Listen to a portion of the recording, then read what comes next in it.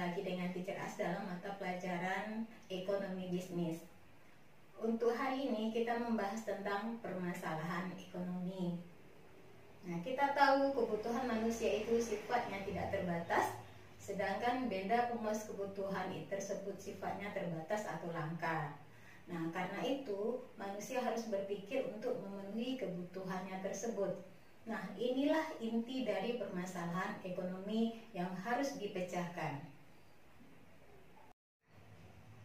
Nah, inti masalah ekonomi itu dapat kita bagi menjadi dua. Yang pertama, masalah ekonomi menurut aliran klasik. Nah, kalau menurut aliran klasik ini, masalah ekonomi kita bagi atas tiga. Ada kita sebut dengan masalah produksi, konsumsi, dan distribusi. Nah, kita bahas yang pertama, masalah produksi. Nah, produksi adalah suatu kegiatan ekonomi yang dilakukan untuk menambah nilai guna suatu barang atau jasa guna mencapai kemakmuran hidupnya. Nah, maksud dari nilai guna di sini adalah suatu barang atau jasa lebih berguna jika berubah menjadi barang lain. Contohnya apa? Contohnya seperti lemari kayu. Nah, lemari kayu itu kan berasal dari batang kayu yang diolah. Nah, nilai guna dari lemari tersebut itu adalah dia lebih mempunyai nilai guna lebih tinggi dibandingkan dengan batang kayu tersebut. Untuk melakukan kegiatan produksi harus ada faktor-faktor produksi. Nah, adapun faktor-faktor produksi tersebut adalah yang pertama ada kita sebut dengan sumber daya alam. Nah, sumber daya alam adalah bahan-bahan yang ditemukan di alam dan dapat digunakan untuk kelangsungan hidup manusia. Contohnya seperti tanah. Yang kedua ada kita sebut dengan sumber daya manusia. Nah, sumber daya manusia ini kita ambil contohnya adalah tenaga kerja. Nah, tenaga kerja itu adalah seseorang yang bertugas mengolah atau memproduksi barang atau jasa yang akan digunakan untuk memenuhi kebutuhan hidupnya. Nah, pada umumnya tenaga kerja ini dapat kita golongkan seperti berikut ini.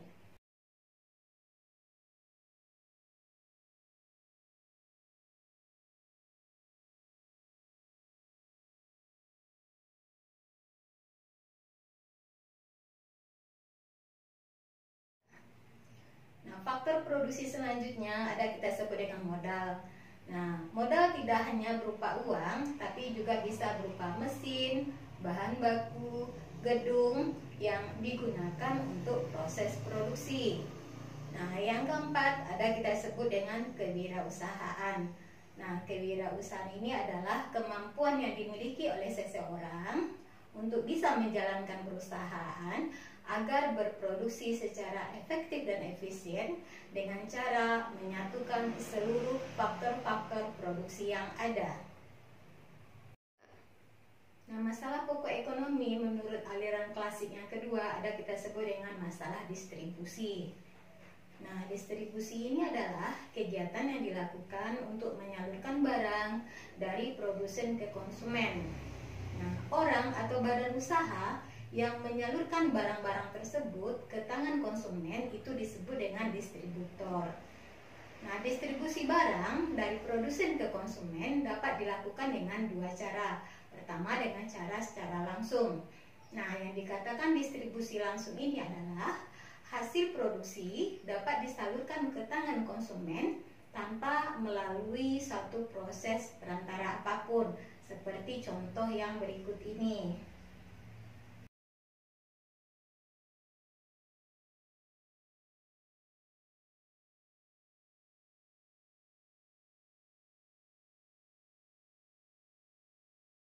Nah, yang kedua ada kita sebut dengan distribusi tidak langsung.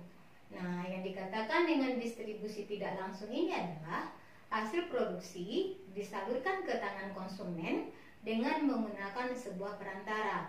Apa tuh contohnya? Contohnya ada agen, kemudian ada pedagang besar, pedagang eceran atau grosir. Itu adalah contohnya. Kemudian masalah pokok ekonomi menurut aliran klasik yang ketiga ada kita sebut dengan masalah konsumsi. Nah, konsumsi ini adalah kegiatan yang dilakukan manusia untuk menghabiskan atau menggunakan barang atau jasa guna mencapai kemakmuran hidupnya. Nah, contohnya apa? Contohnya seperti yang berikut ini.